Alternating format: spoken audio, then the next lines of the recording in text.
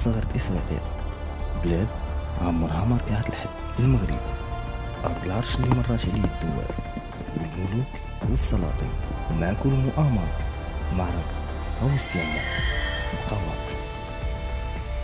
اليوم غادي نرجعو ل 13 قرن ديال التاريخ، من الفتح الإسلامي حتى العهد محمد السادس. القصة ديال عرش ما تحركش.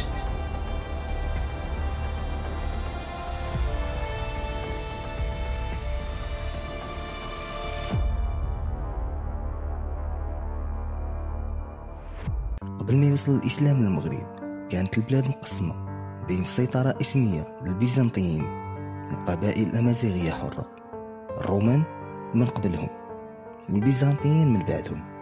كانوا كيحاولوا يفرضوا النفوذ ديالهم، ولكن الحقيقة المغرب ما عمرو كان خاضع فعليا لأي إمبراطورية بشكل كامل.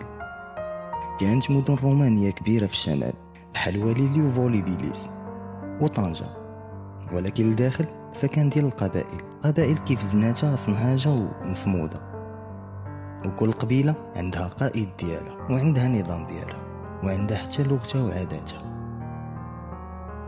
الدين المسيحي كان موجود خصوصا في بعض المدن الساحلية، لكن بزاف ديال القبائل ما كانوا تابعين لا مسيحية لا يهودية، كانوا باقين عايشين في طقوسهم الروحانية القديمة. يعني إلا بغينا نكونوا واضحين، دخول الإسلام ما كانش للبلاد خادعة، ولكن البلاد حرة وقوية وكانت مستعدة تحارب وما تسلمش حتى تسمع وتقتنع أو تنهزم. في القرن السابع ميلادي الإسلام كيدخل للمغرب على يد القائد عقبة بن نافع، بعد ما استقر الإسلام في مصر وتونس. إفريقيا ديال داك الوقت بدا التفكير في فتح المغرب الأقصى، وهنا كيدخل راجل واحد قائد الأموي عقبة بن نافع، الراجل اللي بغى يوصل الإسلام حتى لبحر الظلمات المحيط الأطلسي. عقبة ما كانش غير قائد عسكري، كان مؤمن بالمهمة ديالو، وهذا الشيء بان في الكلمات الشهيرة اللي قالها ملي وصل للساحل المحيط: اللهم إني أشهدك إني قد بلغت المجهود، ولو كنت أعلم أن وراء هذا البحر أناسا يعبدون لخذته إليه. لكن الطريق ما كانش مفروش بالورود، قبائل الأمازيغية كانت كتقاتل باستماتة، وعلى رأسهم الملكة ديهية اللي غادي نرجعوا ليها بالتفصيل من بعد. عقبة دخل المغرب الأقصى وأسس مدينة القيروان قبل ما يكمل الزحف ديالو، ولكن كان في مواجهة مباشرة مع جغرافيا صعيبة وقبائل صعيبة المراس. ومن بعد سلسلة من المعارك قدر يوصل للمحيط، ولكن في طريق الرجعة تعرض لهجوم مفاجئ من قبائل بقيادات كسيلة، زعيم أمازيغي تحالف معاه من قبل ومن بعد خانو. تم اغتيال عقبة بن نافع، معركة سميت بمعركة تهودة، وهذا الشيء اللي خلى المشروع الإسلامي يتراجع شوية. دابا نرجعوا لديهية، المرأة اللي واجهت الجيوش. من بعد عقبة بن نافع كان خاص العرب يرجعوا ينظموا الصفوف، ولكن قبل ما يرجعوا خاصهم يواجهوا الأسطورة الأمازيغية ديهية أو الكاهنة. ديهية كانت ملكة على قبائل الجراوة، وكانت تجمع بين الذكاء والشجاعة والرؤية السياسية. كانت ضد الإسلام في البداية لأنها كانت كتشوف فيه تهديد لهوية شعبها. قادت معارك بطولية بجيوش الإسلام وقدرت تنتصر ببعضها، لكن مع مرور الوقت ومع تأثير قبائل كثيرة بالدين الإسلامي بدا النفوذ ديال ديهية يضعف، وفي النهاية تم القضاء على جيشها. وكتقول بعض الروايات أنها ماتت في المعركة، وروايات أخرى كتقول أنها انتحرت باش ما تطيحش في الأسر. ورغم هزيمتها بقات ديهية رمز للمقاومة والشجاعة، واسمها باقي حاضر في الثقافة الأمازيغية حتى اليوم. من بعد مقتل عقبة رجعت الجيوش الأموية بقيادة حسان بن نعمان اللي بدا عملية إعادة الفتح.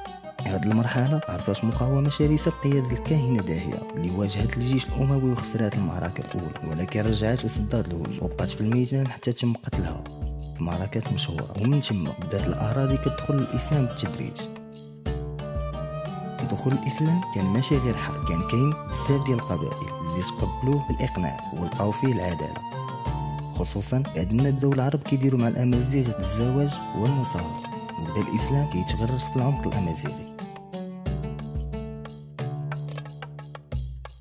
من بعد المقاومة الشرسة بدا الإسلام كيترسخ ببطء في المغرب. شحال من قبيلة سلمات عن اقتناع ماشي خوف، وبدا العرب والأمازيغ كيشكلوا وحدة جديدة، وحدة ديال الدين واحد، قيم جديدة وهوية قارية. كان من أبرز القادة اللي لعبوا دور كبير في هذه المرحلة. حسان بن نعمان وموسى بن نصير هادو كانوا رجالة ديال الدولة، ماشي غير عسكريين، وعرفوا كيفاش يدخلوا الناس للإسلام بطريقة تدريجية، واحترموا بزاف من العادات المحلية، وبهذه الطريقة تحول المغرب من أرض المقاومة إلى أرض حضارة إسلامية. وفي هذه الأرض غادي يخرج واحد من أعظم الجيوش في العالم، الجيش اللي غادي يفتح الأندلس بقيادة طارق بن زياد.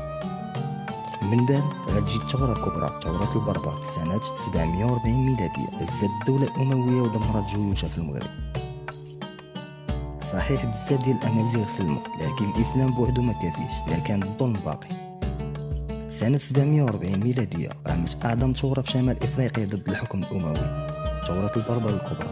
قبائل أمازيغية كثيرة أغلبها كانت مسلمة رفضت تكون مواطن من الدرجة الثانية، ورفضت الضرائب والتمييز والاستغلال. الولاة الأمويين خصوصا في القيروان ما كانوش منصفين، وهنا ولات الثورة. تمرد شامل، جيوش كاملة تكسرات، والدولة الأموية فقدت السيطرة في المغرب. ولكن الأحداث ما سالتش هنا، رغم دخول الإسلام بزاف ديال الأمازيغ بداو كيحسوا بالحيف والتمييز في المعاملة، خصوصا بسبب فرض الضرائب التمييز العرقي في الجيش. وهنا وقعت أكبر ثورة في تاريخ المغرب الإسلامي، ثورة البربر.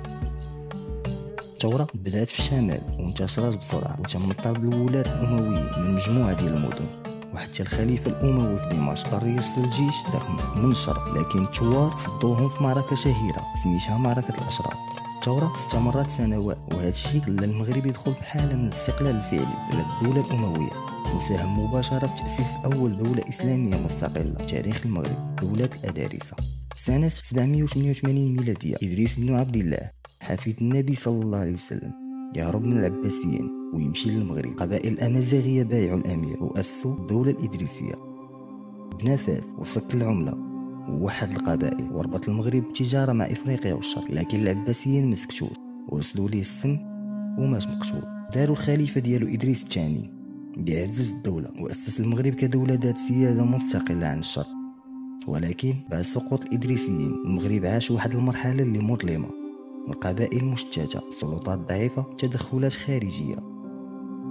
ترجعت الصحراء وهي اللي عطات للمغرب روح جديدة، ومن قلب المتونة خرج صوت عبد الله بن الياسين باش يبدا مشروع جديد، مشروع المرابطين اللي غيحول الصحراء امبراطورية. في القرن 11 يخرجوا المرابطين، حركة دينية ومحاربة بقيادة يوسف بن تاشفين، أسس مراكش عاصمة لي، ووحد المغرب وحكم الأندلس من بعد المعركة زلاط سنة 1068 ضد الملك قشتالة ألفونسو السادس. يوسف بن تاشفين ماشي غير سلطان، كان حاكم الامبراطورية تمتد من موريتانيا حتى الاندلس. لكن بعد الموت ديالو الامبراطورية بدات كتفكك بشوية بشوية. الامبراطوريات العظمى ما كتموتش بالسيف فقط، كطيح من الداخل قبل ما يطيح على العدو، وهذا بالضبط اللي وقع للمرابطين. من بين جبال الأطلس خرجوا الموحدون، فكرة صغيرة تولات النار، ما وقفات حتى حرقات قلاع مراكش. وهكذا تبدلت راية الجهاد من يد يوسف بن تاشفين ليد عبد المؤمن بن علي، والموحدين بداو كيجيو. في القرن 12 رجل غامض ابن تومر يعلن نفسه مهدي المنتظر ويأسس حركة الموحدين، لكن تلميذه عبد المؤمن بن علي هو اللي غادي يقود الدولة. سقطت مراكش والموحدين أسسوا الإمبراطورية، وصلت لتونس، ليبيا والأندلس، ومنعوا الترف وفرضوا الشريعة بالقوة. أقوى لحظة في هذه الفترة كانت هي معركة الأرد سنة 1195. يعقوب المنصور يهزم جيش قشتالة، وفي يوم واحد رجع يعقوب المنصور كفة الأندلس لصالح المسلمين. معركة الأرك ما كانتش مجرد انتصار عسكري، كانت رسالة أن الإسلام باقي واقف والمغرب قلب الأندلس النابض. من ساحة الأرك كتب يعقوب المنصور صفحة المجد بدماء الرجال والشهداء. لكن بعد موت يعقوب خلافات تنهش الدولة والإمبراطورية تنهار تدريجيا. من بعد الموحدين المغرب ولا بلاد متفرقة، لا سلطان يجمعها ولا دولة تحميها. حتى ظهروا المارينيون من الشرق جايين على سهوة الخيل، جابوا السيف في اليد والحلم في اليد الثاني، ومن روح من الفوضى تولدات الدولة المارينية، البداية جديدة للمغرب جديد. في القرن 12 قبيلة زناتية المارينيون تطيح بالموحدين وتأسس حكمها، بناو فاس جديدة أسسوا المدارس ونافسوا المسيحيين في المعارك، لكن الصراعات الداخلية والخيانات ضعفت الدولة. منين بداو الملوك كيسقطوا، وخصوصا بعد وفاة السلطان عبد الحق الثاني سنة 1465 ميلادية، وقعت ثورة فاس وسقط الحكم الماريني نهائيا. الوطاسيون كانوا في الأصل وزراء وقادة عسكريين عند المارينيين من قبيلة أمازيغية زناتية بحال المارينيين، خدموا مع الملوك، ولكن في الأوقات اللي كان فيها السلطان ضعيف هما كانوا كيديروا كل شيء من وراء الستار. وسط الخراب اللي خلاوه المارينيين خرجوا الوطاسيين بحال رجال المطافئ، بداو كيسيروا البلاد بلا تاج وبلا بيعة وبلا هبة. لكن في زمان الاستعمار والغزو ما كافيش تكون وزير باش تنقذ الوطن، ومن فاس كتب الوطاسيون أول فصول الحكم، لكن حتى آخر فصول الصراع. من قلب الظل القرن 15 الوطاسيون سيطروا على المغرب، بداو كأوصياء العرش بعد سقوط المارينيين. ماشي كل المغاربة اعترفوا بهم، خصوصا أن ما فيهمش لا نسب شريف لا جهاد ديني لا شرعية دينية قوية. العاصمة كانت هي فاس، لكن حتى مراكش وسوس كانوا شبه مستقلين. البرتغاليين في ديك الوقيته سيطروا على بزاف ديال المدن الساحلية: سبتة، أصيلة، طنجة، الزمور، مزاغون وجديدة خلال 1415 من أيام المارينيين. ولكن الوطاسيين ما قدروش يردوا عليهم، ما عندهمش جيش قوي ولا تحالفات مع القبائل. الشعب بدا يتهمهم بالتقصير، وهذا زاد ضعف صورته. الدولة كتضعف والمغرب يحتاج من يحرره. في القرن السادس عشر في الجنوب خصوصا في سوس ظهرت حركة دينية جهادية بقيادة آل سعد، كيقولوا بأنهم من الأشراف وكيطالبوا بالجهاد ضد النصارى. الشعب بدا يميل ليهم حيت ظهروا كمنقذين، وبداو كيطهروا المدن وحده بوحده من البرتغاليين، وهكا الميزان بدا كيتقلب لصالحهم. في سنة 1554 ميلادية دخل محمد الشيخ السعدي لمدينة فاس، هزم الوطاسي الأخير أحمد الوطاسي وقتلوه، وبهذا سقط الحكم الوطاسي وبدات الدولة السعدية. الوطاسيين حكموا البلاد بلا قلب، سيفهم كان صادق ودعوتهم ما سمعها حد، والشعب وسط الجوع والخوف كان كيقلب على الامل. من سوس جا صوت الجهاد، السعديون بداو كيطهروا الارض مدينه ورا مدينه حتى وصلوا لقلب فاس وطفاو شمعة الحكم الوطاسي. في 4 غشت 1578 غادي طرا معركة وادي المخازن، واللي كتعرف ايضا بمعركة الملوك الثلاثة. بعد وفاة السلطان السعدي محمد الشيخ ولات فوضى في الحكم، ولدو عبد الله محمد استولى على الحكم، لكن عمو عبد الملك السعدي كان كيطالب بالعرش ورجع من الدولة العثمانية ومعه دعم عسكري ودبلوماسي. عبد الله هرب للبرتغال وطلب من الملك الشاب سيباستيان يساعدو باش يرجع للحكم، وهكذا جمع الميدان بين 3 ملوك: عبد الملك السعدي السلطان الشرعي للمغرب، وعبد الله محمد بن السلطان السابق المطعون في شرعيته، وسيباستيان ملك البرتغال كيحلم بالغزو المغرب وتنصيره. سيباستيان جمع جيش كبير أكثر من 20,000 جندي ومعه مدافع وسلاح أوروبي متطور، جاب حتى فرسان من إسبانيا ومتطوعين من أوروبا. نزل في الشمال المغرب وبغى يمشي حتى لفاس باش ينصب عبد الله سلطان دومية، لكن عبد الملك السعدي كان كيتسنى فيه. وقعت المعركة في مدينة قرب مدينة القصر الكبير، وتحديدا قرب وادي المخازن. السلطان عبد الملك كان مريض بزاف، لكن نظم الجيش باحترافية. الميمنة والميسرة مغطاة بالفرسان، المشاة في النص وفرق الكامل مخبية وراء التلال. بداية المعركة مات عبد الملك، لكن وصاهم باش ما يقولوهاش للجيش حتى يسالي كلشي باش ما يطيحوش ليهم المعنويات. المفاجأة الجيش المغربي سكر الهجوم، سد المنافذ وخط الرجوع للبرتغاليين. سيباستيان تحاصر ومات في المعركة، وعبد الله محمد حتى هو بغى يهرب من الواد ولكن غرق ومات. وهكذا المعركة سالت 3 ملوك ميتين.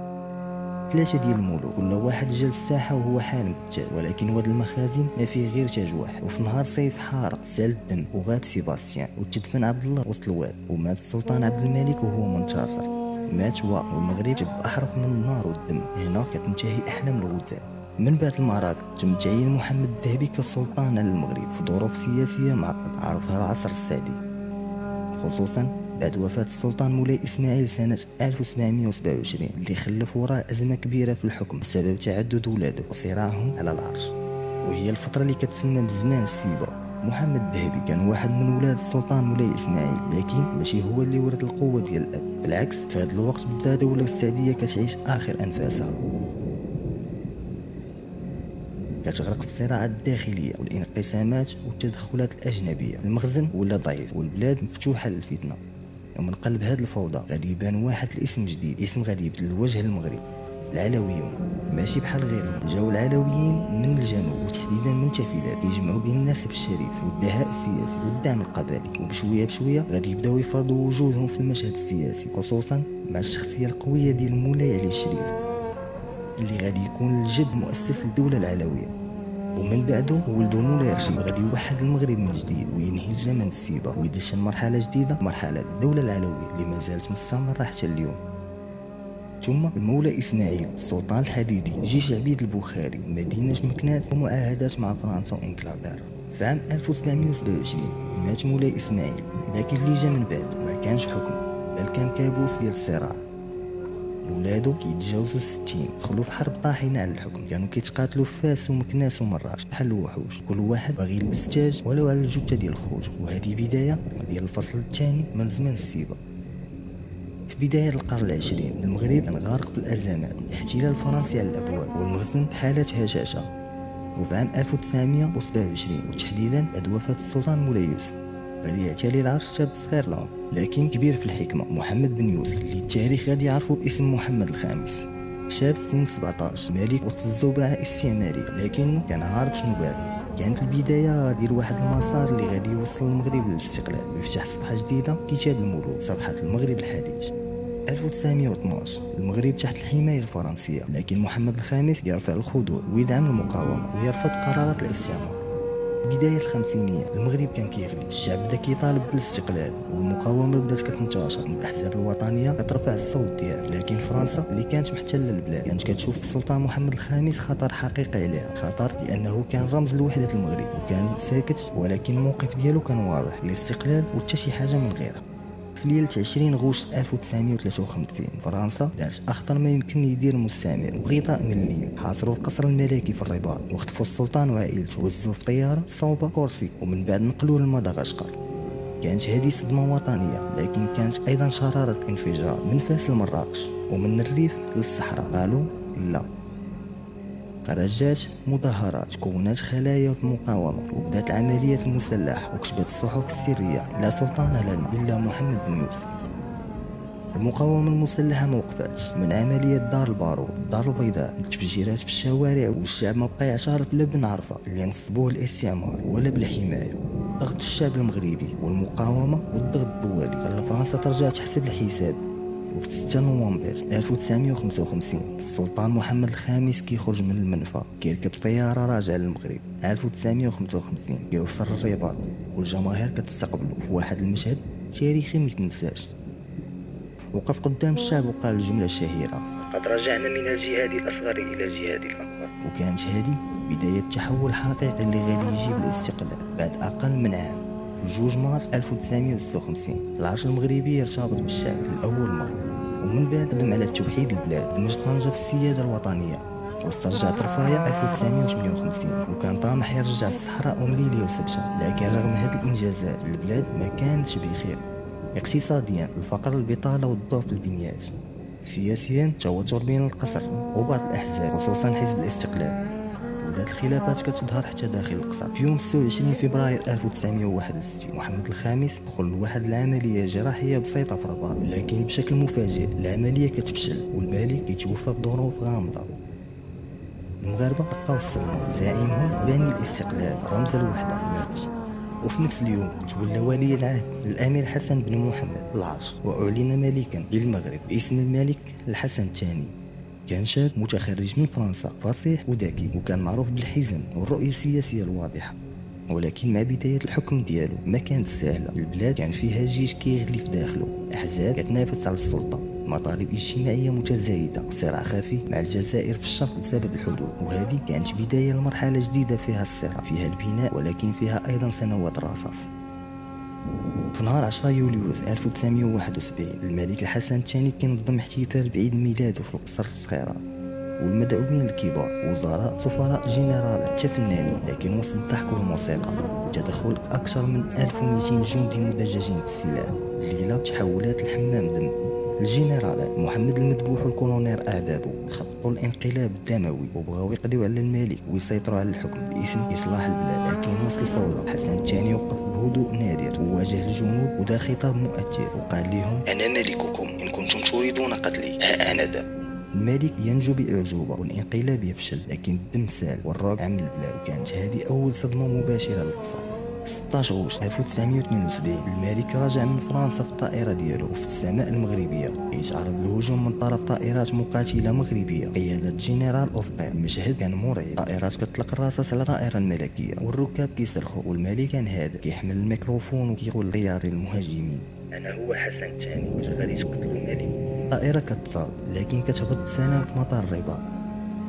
المحاولة كتفشل والجنرال أوفقير ينتحر أو يقتل حسب الرواية. البلاد دخلت مرحلة جديدة من الخوف والملك قرر يزيد يشدد قبضته ويبدا سنوات الحديد والنار. في 6 نوفمبر 1975 الحسن الثاني كيعلن على واحد من أذكى الخطط السياسية في تاريخ العرب، المسيرة الخضراء. أكثر من 350 ألف مغربي رجال ونساء ماشيين بالرايات والقرآن ماشي بالسلاح قاصدين الصحراء المغربية لاسترجاعها من الاستعمار الإسباني. الهتافات والحماس والروح الوطنية خلاو العالم كله يتفرج في الشعب كيسير سلميا، وإسبانيا كتهضر وتتفاوض، والمغرب يسترجع الصحراء بدون حرب. المسيرة ما كانتش غير خطوة تكتيكية، كانت ظرف السياسة والوطنية والذكاء الاستراتيجي. مالك واجه الرياح وبقى صامد حتى 1999. في 23 يوليو 1999 المغرب فقد واحد من أكثر الملوك ديالو تأثيرا في التاريخ المعاصر، الملك الحسن الثاني. يحكم البلاد أكثر من 38 سنة وخلى وراه بصمة كبيرة في السياسة والدين والهوية الوطنية. الحسن الثاني مات في سن 70 عام بعد ما قاد البلاد عبر فترات دقيقة من الانقلابات والأزمات الاقتصادية والصراعات الإقليمية، ولكن أيضا كان مهندس الدستور 1996 وباني السياسة التعددية الحزبية. في نفس الليلة في جو من الحزن والترقب ولينا رسميا عن توليه ولي العهد محمد بن الحسن العرش ليصبح الملك محمد السادس. الخطاب الأول ديالو كان واضح: عهد جديد مبني على الحداثة وحقوق الإنسان والانفتاح. وهكذا دخل المغرب فصل جديد في التاريخ ديالو سماه البعض بالعهد الجديد، واللي بدا بإشارات قوية على الإصلاح والمصالحة في الماضي وتمكين الشباب والمرأة. مع بداية الألفية الثالثة ظهر الملك الشاب فوق عرش الدولة عريقة محمد السادس، الجيل الجديد من الملوك اللي كان خاصو يواجه المغرب منهك بالماضي ومتطلع للمستقبل مختلف. دار إصلاحات دستورية في 2011 في أوج الربيع العربي وشعوب كتطور من المحيط إلى الخليج. جا الخطاب الملكي التاريخي في 9 مارس 2011 لأول مرة ملك العربي كيعترف بالحاجة إلى الإصلاح وكيقترح دستور جديد يعزز الحقوق والحريات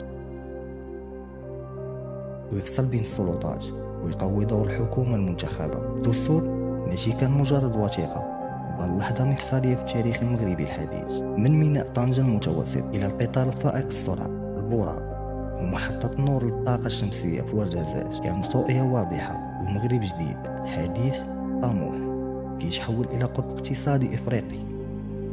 والمدن تغيرات والبنية التحتية تطورات، والمغرب ولا كيتكلم بلغة الاستثمار التنافسية والريادة. وفي وقت كانت فيه الأنظمة كتسقط والدم كيغمر الشوارع في بعض الدول العربية، اختار المغرب طريق الحكمة: إصلاح بدل الإسقاط. الحراك الشعبي تمت المواجهة ديالو بالهدوء والاستجابة الجزئية، خطاب ملكي استباقي اللي منع الانفجار، وبهذه الطريقة تجاوز المغرب المحنة بأقل الخسائر بل خرج منها أكثر استقرارا. من ناحية المواجهات والتحديات الإقليمية، من ملف الصحراء المغربية إلى الأزمات الإقليمية، كيبان دور محمد السادس في إعادة تموقع المغرب على الصعيد القاري والدولي والانفتاح على إفريقيا وتقارب مدروس مع أوروبا. من الفتح الإسلامي إلى العلويين، من نيسرة المطغري إلى محمد السادس، من ثورات البربر إلى المسيرة الخضراء، ومن حكم الموحدين إلى إصلاحات العهد الجديد. المغرب مشى في مسار طويل طريق عامرة بالتقلبات وبالانتصارات والانتكاسات، بالدموع والأمل. هاد البلاد ما كانت سهلة في حكمها ومازال ما سهلاش. المغرب اللي نعرفوه اليوم هو نتيجة ديال قرون من الصراعات، الثورات والتوافقات. هو قصة شعب ما استسلمش وديما كينوض وديما كيتجدد. الملك محمد السادس اللي بدا حكمه بلقب ملك الشباب والإصلاحات دار تحولات كبيرة، من بينها مشاريع ضخمة في البنية التحتية وإصلاحات دستورية وتدبير ذكي في مرحلة الربيع العربي. وكيواجه اليوم تحديات إقليمية كبرى بثبات ورؤية واضحة. ولكن القصة ما سالت. المغرب مازال كيتبدل، كيتنفس وكيتجدد، وهذا التاريخ راه ماشي غير دروس في الماضي، راه خريطة للمستقبل. إلا عجبك هذا الفيديو ما تنساش تشترك وتفعل الجرس.